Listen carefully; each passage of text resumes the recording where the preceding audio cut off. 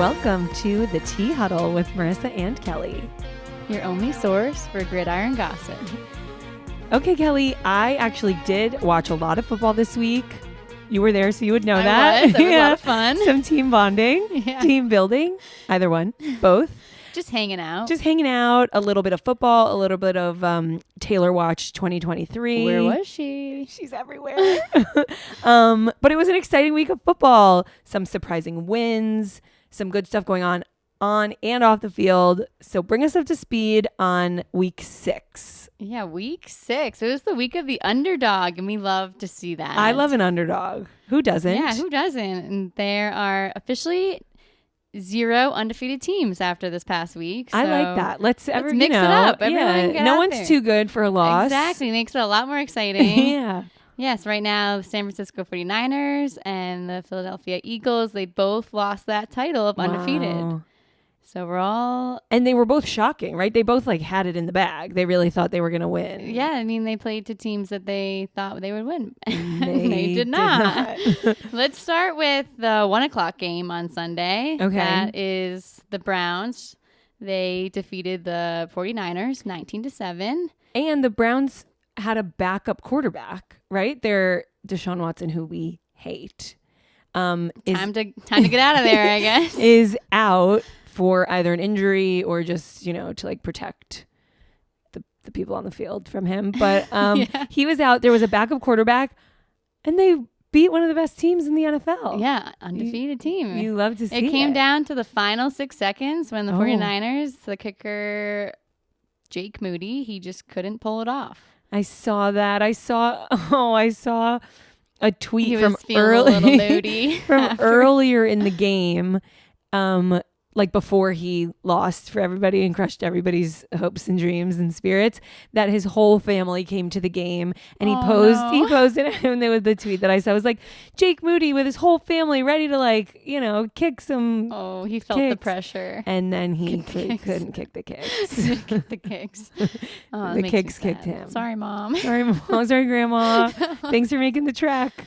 Yeah, but happy for the Browns. Yeah, good for them. I like to see, the underdog take over. I also like to see them win without Deshaun Watson, so that maybe they just get rid of him entirely. Yeah, let's just get rid of him. Yeah. But then moving on to the next game, 4 o'clock games, the Jets won against the undefeated Eagles 20-14. This is the first time that the Jets have ever beat the Eagles in the history of the franchise. Wow. Exciting. Wow. Very exciting. That's got to feel so good. And the Jets, we know, we've been paying attention, have not had an easy road. There's been injuries. There's been heckling. There's been naysayers. And then they go up against an undefeated team that in the history of their existence, they've never beat. Yeah, it's a lot of pressure. And they do it. And they pulled it off. Good for them. So that was fun to see. And then 8 o'clock game, the Giants almost pulled up an offset. It was almost going to be a 3 for 3.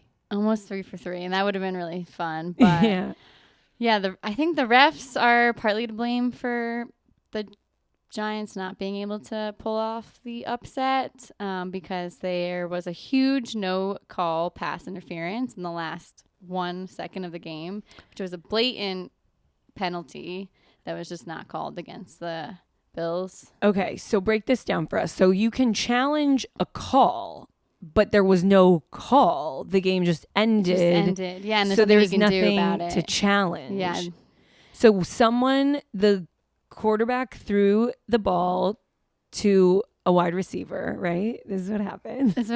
Yeah, and somebody on the other team was blocking his arm in such a way that he couldn't have caught it, and it wasn't his fault.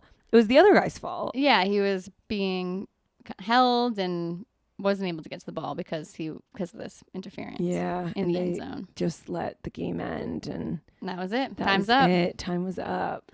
Yeah, a little bit of a time management situation there too. But Tyrod Taylor, he was the backup quarterback of the Giants who started this week. Okay. He is also kind of taking the blame for the loss because he changed a play call in the first half. Mm-hmm. So Brian Dable, the coach of the Giants, who we've talked about before. You think he looks unhealthy? Yes. He's stressed, I think. Yeah. Oh, he was yelling. He was throwing things. There was a lot of throwing things this week as well. A lot of people are throwing tablets and headsets, but that's not really they're really letting their emotions be seen. Yeah, men are so emotional. Yeah, it was like the last few seconds of the first half, Brian Dable called a passing play, but Tyrod made the decision to have Saquon run the ball instead. And so instead of throwing it, he just like let somebody run with it. Yeah, and he got stuffed and time ran out, and they could have gotten a field goal, but it didn't end up happening. So 3 points is better than no points. Yeah, if they had those 3 points, they would have won. Yeah. I bet he's thinking about that a lot. He admitted that was a bad call on his part. Oh. And so did Dable. Dable was unhappy with it. He admitted that Tyrod made a bad call. Okay, speaking of Tyrod, I have a lot to say about this man. So as you said, Kelly, he's the backup quarterback for the Giants because Daniel Jones is out. Yes, he's out with a neck injury. Okay, well, we wish him a speedy recovery. But until he's back, let's dive into Tyrod because this man has everything I'm looking for in a football player. He has a good backstory, some scandal in his past, a wacky anecdote, a high-profile relationship. It's just everything that I need from a football player. I'm excited to hear about it. I don't care if he's throwing play calls or whatever. Okay. I mean, they almost pulled up an upset. So. Yeah, right. Like he maybe also has skill. I'm less concerned with skill and more concerned with all of the rest of it, which is sort of what brings us here to the tea huddle. Okay, so let's start with the relationship. Up until recently, they've recently broken up, but before they broke up, he was dating Drea Michelle. She is an actress, reality star, model, influencer. She does it all. She's a what some might call a cleat chaser, which means she has dated a lot of athletes in her day. She's but not just athletes. She dated a lot of rappers. She's dated it runs the gamut. She was engaged to Orlando Skandrick. I don't know him, but he used to be a football player. They had a son together. And then as soon as they broke up, she started dating Tyrod Taylor, and they broke up earlier this year. So that's fun. There's a lot going on there. For wacky, let's bring it up to wacky. Okay. Nobody knows how to say this man's name. I mean, I've been saying Tyrod, but is that not right? It might be right, but it might also not be right. And that is what we don't know. So every announcer, every coach, everybody, his teammates, even his father called him Tyrod. But then in 2018, one of his teammates told a reporter that it's actually Tyrod, not Tyrod. Tyrod, emphasis on the rod and instead of Ty. So not Tyrod Taylor, not Tyrod Taylor, Tyrod Taylor. So everyone started using that pronunciation instead. But then this week, just days ago, you know that little thing at the beginning where they say like who they are and what school they came from? I'm Marissa. I went wherever, blah, blah, blah, you know? So he said Tyrod Taylor. He's rebranding. And people online are like, what is it? What are we supposed to do? So the moral of the story is nobody knows. Nobody knows what his name is. Call him whatever you want. I mean, don't call him whatever you want. But I think if you call him Tyrod, that's right. If you call him Tyrod, that's right. There are no wrong answers here. They both sound good. So, choose your own adventure. I'm going to switch it up every time. Okay. Unpredictability. So, okay. So depending on his mood. Exactly. Sometimes he's giving Tyrod. Sometimes he's giving Tyrod. When he made that call, he was Tyrod. Yeah, but otherwise exactly. He was Tyrod. But when he almost won the game, then he was Tyrod. I don't know. Whatever. Either way. So, okay. He was on a bunch of different teams, right? He was like a backup here and there, and maybe he was the Browns, and then he was the Chargers. Is that right? Yeah, no, he was on the Chargers. And so he went to the Chargers, and this was going to be his big break. And he was the starting quarterback, Justin Herbert, who we might be familiar with now, probably, because he's the current star. Yeah, he's like a star. He's in commercials. Justin Herbert was Tyrod's backup. And it's week 2 of the 2020 season. He broke 2 ribs in a game. And so he just went to the team doctor to get a pain-killing shot because, it's football. We just got to get back out there. And the doctor, instead of properly administering a pain-killing injection, he punctures him in the lung. Oh. Herbert becomes the starter. There goes Tyrod's big chance. I can't even breathe. I know, it hurts physically. It hurts emotionally too, because your hopes and dreams are crushed. Your big chance to be a starting quarterback. That's awful. Out the window. Like a doctor that you trust. He sued the doctor for $5 million. I say go for more. Yeah. You'd be paid a lot more than that. Yeah. It's unclear on the internet where that lawsuit netted out. I wonder if maybe it's still ongoing if it hasn't been resolved quite yet, because my Googling. I'm hoping he's still not a doctor for the Chargers. Yeah. Because he's out there puncturing people's lungs. Oh, yeah, that's horrible. But now fate has it. Daniel Jones hurts his neck. Tyrod's big chance to do it again. And he almost won. He didn't, but he almost did. Yeah, no, that's good. And I like this guy. I hope that, Brian Dable and his unhealthy body saw Tyrod as if anything, even if he isn't going to be with a starter for the Giants, I'm sure there's plenty of other teams out there that would take him. Yeah, some people need a little help out there. Yeah, we could use a backup or a starter. Yeah. So this guy's got a lot of good backstory. We're really rooting for him, and we don't know how to say his name. So love you, Tyrod. See you next week. See you next week. Hope you win. Another thing I want to talk about, because I've been seeing a lot of this lately, is all of the fines that the NFL has been giving out this year. Yes. I don't know if this is the normal amount, but I feel like it's everywhere the past few weeks. I think I saw this season there's been 179 fines so far. Wow. That feels like a lot in 6 weeks. Right? Not that much football's been played yet. Yeah. I mean, most of them are unsportsmanlike conduct or hands to the face, hit, but some of them are kind of fun. Yeah. Like what? Taunting, gambling, performance-enhancing drugs. Well, this is the good stuff. This is the good stuff. We talked last week about George Kittle. He's on the 49ers. They beat the Cowboys. He lifted up his shirt and he had a shirt ready to go. Buck Cowboys under him.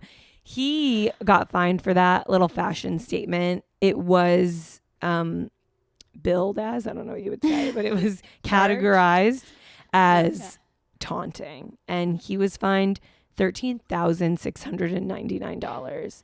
It sounds like a lot of money, but they're so rich. Is it even a lot of money? It's just for a statement. They're happy to do it. Yeah. And I think a lot of these, I saw a TikTok probably or read an article, but really when I say read an article, I mean saw a TikTok, that things like fines, family tickets, anything that you are any money that's going from a player to the NFL, it just gets docked from their paycheck. Yeah. So instead of them having to write a check for $13,699 in just the check that they get that week, instead of it being for $200 million, $850,000, it's just for $815,000. It's still a lot. They're doing okay. They're doing okay. They don't even notice. Yeah. Okay, but other than George Kittle, what are some other good? Well, not good, but good to talk about. Tyreek's he's been around a lot for being fined for not wearing socks. Not wearing socks, which the NFL is really strict on their whole dress code. They have to, the socks have to be up to your knee. They have to be white. Like so many rules on what the socks need to look like. That's so interesting. I've been surprised that football players are allowed to wear jewelry while they're playing. Yeah, that's because true you would too. think people's necklaces are bonking all around. Growing up playing soccer, I couldn't do that. Yeah. So you are allowed to wear jewelry. You are not allowed to go sockless, I guess, is the answer. Go sockless. Yeah. The NFL, they say they have this rule because wearing note with going sockless, not wearing any socks is an advantage, which I don't quite understand. It seems like blister central to me. Like, I want to wear socks. My feet hurt when I walk and don't wear socks. If I'm wearing a loafer or something. Definitely wearing socks. I'm definitely wearing socks. So I don't know what the advantage could be, but yeah, Tyreek said that he just doesn't have time because he doesn't have time. Sometimes he's getting like IVs. He's relaxing before kickoff. I don't know. He's a busy guy. He's too busy. He's too busy to wear socks. Okay. But Tyreek's had a few fines this season. He tweeted yesterday that he's been fined more than $100,000 this season, which isn't true. I think that's probably his whole career, but he didn't have time to do the math. He's noticing that he's being fined at least. So we don't know the amount at the time of this recording. We don't know the amount of the fine yet, but when he scored a big touchdown with the Dolphins. He's running to the end zone. He runs up. He doesn't miss a beat. Like, there's not even any time where he's like, oh, should I grab that guy's phone and do a flip? He's just running. He runs right to the end zone, just keeps going. Runs to the end zone, runs up to a guy who's standing right behind the end zone, grabs his cell phone, recording a video in selfie mode, does a standing flip and hands the guy his phone back. Imagine that was your phone. That'd be great. Well, then the guy posted the video. So I saw the video. It's so funny from his selfie point of view because you're just like flipping around with Tyreek Hill. Which, like, how do you do a backflip? How do you do a backflip at all? Yeah. Like, especially no socks. No socks. Yeah. But so then the video got taken down everywhere. And I read that it's because they're probably going to fine him. Yeah, probably a lot for that one. Probably going to fine him a lot. We'll find out. I guess because it's encouraging bad behavior, unsportsmanlike conduct. He might break this guy's phone. I don't know. And so they were like, it's probably a bad look on the NFL to like let the video get popular if they're going to penalize him. Yeah, definitely. That's not good. Yeah. But I can't wait to find out how much it is. Yeah. I hope it's a lot. I mean, if it's $7,000 for not wearing socks. So. Is it $7,000 for every time he doesn't wear socks? It's $7,000. Yeah, which he just said he's going to start wearing socks again. Okay. Yeah, just wear the socks. He also was fined. Was it week 5 when he was playing the Giants he put up a peace sign when he was running in a touchdown, and that was $10,000. So for putting up a peace sign, like unsportsmanlike conduct, taunting, because he was like peace, I'm fast. Like, away. I'm already out of here. Like, maybe he was just promoting peace for the like peace and love. like peace out. Maybe he saw that all the fans are getting in fights in the stands. Have you seen this? Like every game, fans are just like beating the crap out of each other. Maybe he was promoting peace and love. The NFL clearly doesn't like peace. Yeah, they're fighting for peace. Yeah, they love socks and they don't love peace. I feel like there's another one this week that was kind of funny. Stefon Diggs on the Bills. Did you see that one? I did see that one. I didn't know he got fined for it until we were just talking about it. But so Stefon Diggs, he's a wide receiver for the Bills. Yeah. He's got a big personality.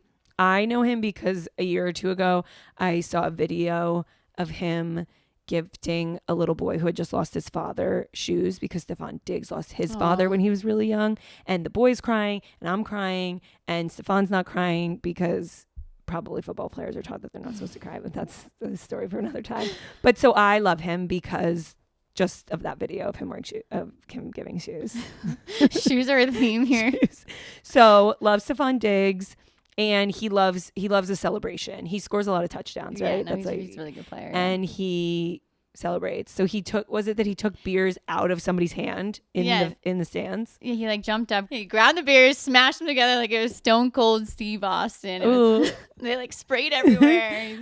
And then he got fined, I guess. And he got fined. I think $13,000. Wow, that's a lot. I wonder how much he would have gotten fined if he drank one of them. Like if he grabbed a beer out of the stands and drank it. I bet a lot because then you're drinking during the game. I know, I was thinking that too. Because you're smashing them over your head. Like maybe a drop gets in your mouth and that like refreshing. bumped up the number a little bit. Wow. So that is a lot of money. Yeah, that's a lot of money. And then he repaid the fans for the beers that he stole. He's like, oh, $16. That'll cover, I mean, 18 per beer. Yeah, I was gonna say $16 for 2 beers at a sporting event or concert. That's gonna set you back like $45. I know. Yeah, definitely more than that. He's probably okay. I'm sure the Bills are paying him enough money to cover But the guy's 2 beers. Fan, like, I'm like, you don't have to repay me. It's okay. Or like pay me with a like unless you're a Giants sign fan, something instead. Don't give me the $18. Give me like something I can. Yeah, sign sell. my beer. Sign my beer. I hope he signed their beer. Yeah, sign the beer. I bet he did. He seems like a guy that might sign your beer. Well, I hope there's more unsportsmanlike conduct to come. Do you? No. Only the fun kind. Not the violent kind. So today is a special day. We have 2 segments for you today. Ooh. Our first one is a Tea Huddle favorite called Step Out of the Car. Step out of the car, Darian Kendrick. Step out of the car. Darian Kendrick. He is a cornerback on the Rams. He's 23. Just a boy. Rams. Yeah, young man. Yeah, young man. Of course, he's a man. And so Kendrick was arrested in the early hours Monday morning after the Rams win against the Cardinals. He was arrested after a traffic stop in Hollywood. He was out probably celebrating his big victory. Police stopped him, around 2:15 in the morning, and they found a gun, a concealed weapon, and marijuana in the vehicle. And so the Rams are aware. McVay's spoken about it, who's the coach of the Rams, but they're just kind of waiting for more information to make any decisions. As of today, Tuesday, recording day, there's no word on if he's been released or not. So everyone's just kind of waiting to see what happens. Waiting to see what happens. Yeah. At the time of our recording, he was, we think, still in police custody. He had been arrested and not, as far as we know, been released. What I want to know is, okay, so it said on TMZ, my most trusted news source, that they pulled him over for a traffic violation. First of all, it didn't say what it was. No, I couldn't find that anywhere. And if it was speeding, running red light, whatever it was, I'm not a lawyer, just a podcast host, but I don't think that gives you the right to search his vehicle. So how did they come about to find his concealed weapon and his marijuana? Yeah, definitely. So seems a little shady. Seems a little sus. Yeah. I mean, it was 2 a.m. after a win. I don't know. Yeah, in Hollywood, like maybe a little reckless driving, maybe a little profiling. But more to come. It's always an exciting day here at the Tea Huddle when there is an arrest and it's for something nonviolent. No women are harmed or injured or given STDs. Just a little traffic violation. Yeah, right. Exactly. Just a little weed, just a little concealed firearm. We'll see what happens. We'll see what happens. The traffic violation was. Yeah. Hopefully. Will he play next week?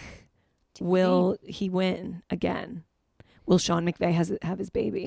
Sean McVay, his coach of the Chargers, Rams. The Chargers and the Rams, both LA teams, are both blue and yellow. They both have like sort of generic looking quarterbacks. They just never will I remember who is who. It's just never going to happen for me. But anyway, Sean McVay, he's the coach of the Rams. His beautiful wife is due any minute with their baby. He was supposed to be out there this past weekend, and then all of a sudden she didn't have the baby. But today, have you heard? As the last, at the time of recording, no baby and no known whereabouts of. So let's see if we can find Darian some updates Kendrick. On Darian and baby. We'll see you both next week, we hope.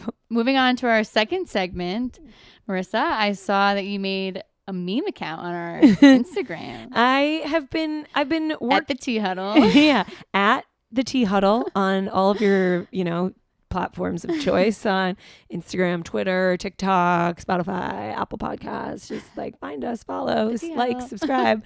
I've been working on upping our online presence. I really appreciated it. Thank you. We're a podcast first, but like so much happens during the week. There's so much to say that like we could be here every day talking about something. There's enough content. So I went out on a limb and I made my first meme. Marissa makes a meme. It's funny because it sounds like Marissa picks a team, which I'm still doing. I see what you did there. Yeah, you see what I did there. I'm still doing, just for everybody checking in, loving the Lions, loving the Ravens, loving the Niners. You love the Jets. And I love the Jets. I can't help it. This weekend, I was like, I think you picked a team. But anyway, before I pick a team, I made a meme.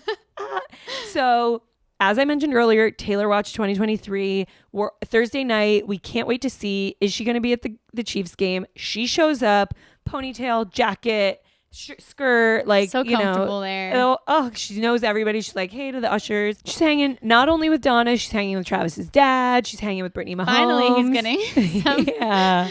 Justice for, I don't even know his name. Ed? I forget. It feels like Ed. Oh, I bet it's Ed. See, I don't know the difference between. It is Ed. It is wow. Ed. I was just Ed. Love you, Ed. Shout out. Him and Donna are divorced, for anyone paying attention. They're not together. But it's okay. I know that actually. Yeah. So Brittany Mahomes, people, first of all, they think maybe there's like beef with Taylor. Not beef, but like Brittany Mahomes was such good friends with Travis Kelce's ex. Is she going to be able to like be homies with Taylor? Is Taylor gonna be into Brittany, or is she going to find her sort of like fame hungry? But they seem to be getting along great. Taylor's a girl's girl. Taylor is a girl's girl. Say what you want about Taylor. She's a girl's girl. Yeah. So they're watching the game. They're so excited. Travis scores a touchdown. They're hugging. They're jumping. And when they hugged and just like emitted bestie energy. Yeah. And we talked about this week. The first week she showed up with Donna. I'm like, that's a long time to spend with somebody the whole game. So they must be like best friends by now. They've got to have a lot of stuff to talk about. They're getting through a whole game. Yeah, getting through a whole game. But so when they're hugging, watching their guys be best friends, watching their guys win and just celebrate. They're celebrating as well. And when they hugged and they were just like happy as can be, it felt meme worthy. So I just thought off the top of the head, what are a few things like Kirk Cousins and Coles and like us here at the tea huddle and like going back to that one. Yeah. I like how Coles is holding on to Kirk Cousins because they need him, keeping them in business. Yeah. They're like, if you let us go, we're nothing. Yeah, I'm holding on. And then I had to do the Giants and not scoring. It felt risky. I don't want to alienate any fan bases out there. And I considered, is it the Patriots or is it the Giants? But out of respect for my dear friend and co-host Kelly. I mean, I don't understand, honestly. It is a battle out there. But we added points. We added up who has scored the least points. And as of right now, at the end of week 6, 72 points the Patriots have. 71 the Giants have scored. So as of the end of week 6, the Giants are neck and neck. The least scoring. It's pretty bleak for both, but there's hope for Tyrod and there's hope for McCorkle. A little bit.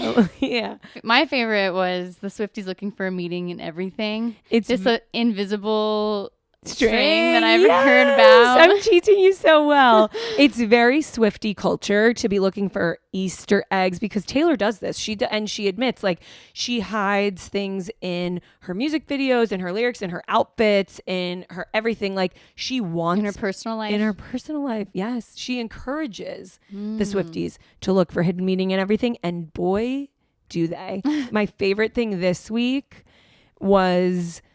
There's a very, very cute video from New Heights, Travis's podcast with his brother Jason, where Jason's cute girls say hi to Uncle Travi. I mean, just if you want your heart to grow 3 sizes, they just watch this clip. And one of them puts on little sunglasses with like hearts or flowers around the rim. And it's the same pair of sunglasses that the ghost in the anti-hero music video is wearing. Now, do I think that means anything at all? No, but it's just like fun and games to speculate. Yeah, I mean, she probably gave them those sunglasses, right? It's possible. They're family now. Yeah. I feel like it's not unrelated to the way football fans will be like, oh, this thing happened. The details. The details. Yeah. The details. The details are important. Mm-hmm. I feel like I've really shown restraint in talking about Travis and Taylor this episode, which brings us to Final Goss.